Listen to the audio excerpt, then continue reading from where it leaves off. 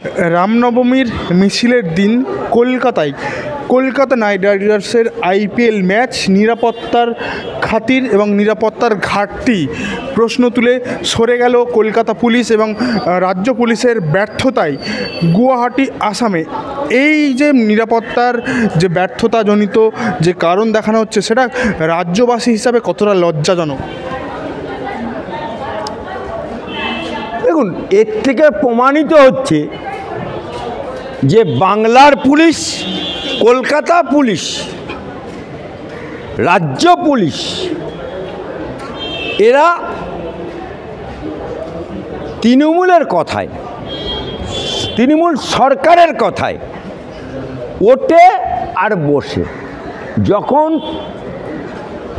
Hooligan পাঠিয়ে অভয়াকাণ্ডের প্রমাণ লোপাট করতে যায়, তখন এই পুলিশ নীরব দর্শক হয়ে থাকে আর হুলিগান প্রমাণ লোপাট করে, তখন এই পুলিশের ভূমিকা একরকম।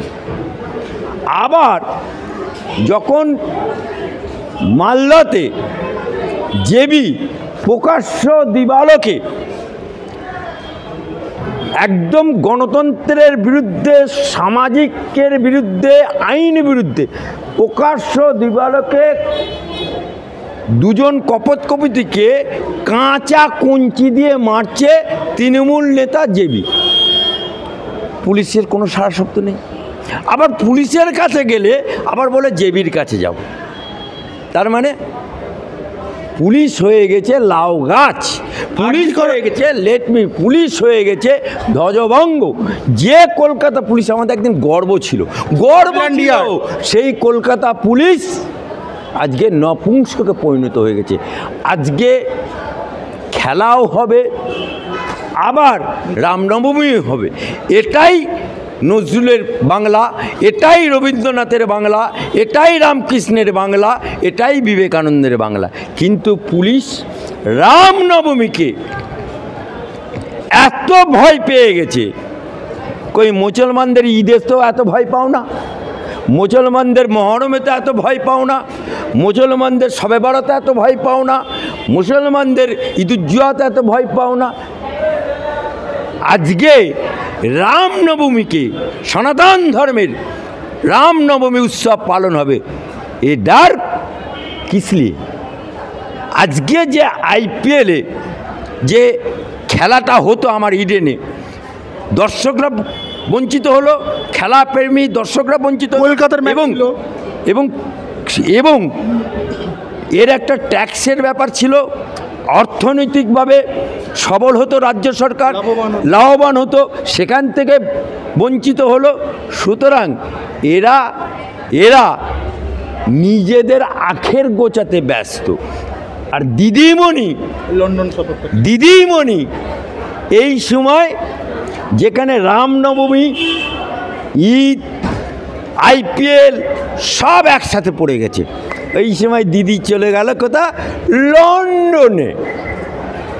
সঙ্গে যে যায় ভাগ্নে মদন বলে একটা কবিতা আজ ছিল, ছোটোবেলায় বুঝি। এখন সঙ্গে যে যায় কুণাল ঘোষ, জনগণ নাম রেখেছে ছিনাল ঘোষ, 3.5 বছরের জেল কাটা আসামি, যে নাকি প্রথম বলেছিল মমতা চোর, যে নাকি পিছন ভ্যান বাজিয়ে বলেছিল সাদার টাকা ওখানে আছে। তাই সঙ্গে যে যাই মুখ্যমন্ত্রীর 3.5 বছরের জেল কাটা আসামি। সঙ্গে কে যায়? অলি গলি মে চোর হ্যায়, কুণাল ঘোষ চোর হ্যায়। সেই জায়গায় গুয়াহাটিতে যখন এই আইপিএল ম্যাচ সরে যাচ্ছে, আর গুয়াহাটি আসাম, সেখানেও তো হিন্দুদের রামনবমীর মিছিল হবে, সেখানেও তাহলে পুলিশ প্রশাসন সেখানে নিরাপত্তা দিতে পারবে। এখানে বাংলার পুলিশ, যেখানে কলকাতা পুলিশকে স্কটল্যান্ড ইয়ার্ডের সাথে তুলনা করা হয়, সেই পুলিশ ব্যর্থ হয়ে গেল। এটাই তো তার প্রমাণ, এটাই তো তার প্রমাণ যে পুলিশ, কলকাতার পুলিশ গর্ব ছিল, বাংলার পুলিশ গর্ব ছিল, সেই পুলিশ আজকে ব্যর্থ হলো আইপিএল ম্যাচ চলে যেতে অন্য জায়গায়, অন্য রাজ্যে। আজকে যেমন সিঙ্গুরে টাটা হলো না, সে চলে গেল গুজরাটে। আজকে বন্দা শিল্প হয়ে গেছে, শিল্পে বন্ধা হয়ে গেছে।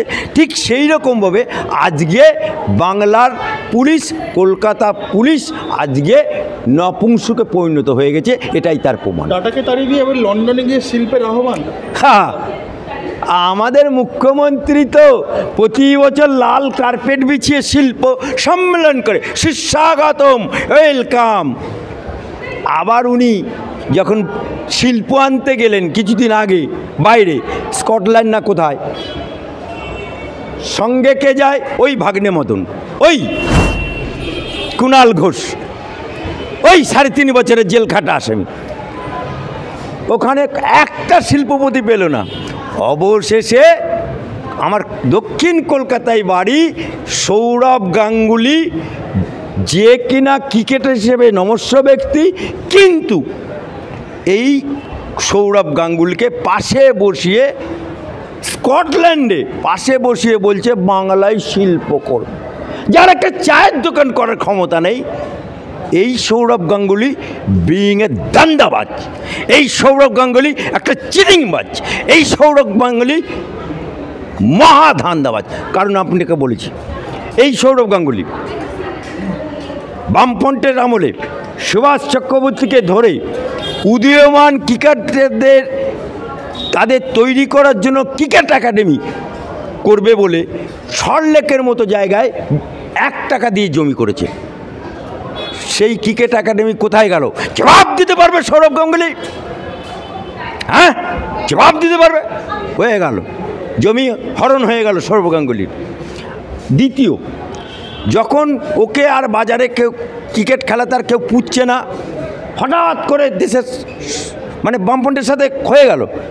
এবারে বিজেপি স্বরাষ্ট্রমন্ত্রী অমিত শাহ কলকাতায় এলো, হঠাৎ করে নেমন্তন্ন, দুপুরবেলায় খাবার খেতে ডাকলো, ডোনা খাবার সার্ভ করলো, দিয়ে কি কথা হলো চুপি চুপি কানে কানে, দিয়ে ও হয়ে গেল বিসিসিআই সভাপতি। অর্থাৎ বিজেপির সাথে ঘর হয়েছে। এখন বিসিসিআই সভাপতি শেষ, বিজেপির সাথে ঘর করাও শেষ।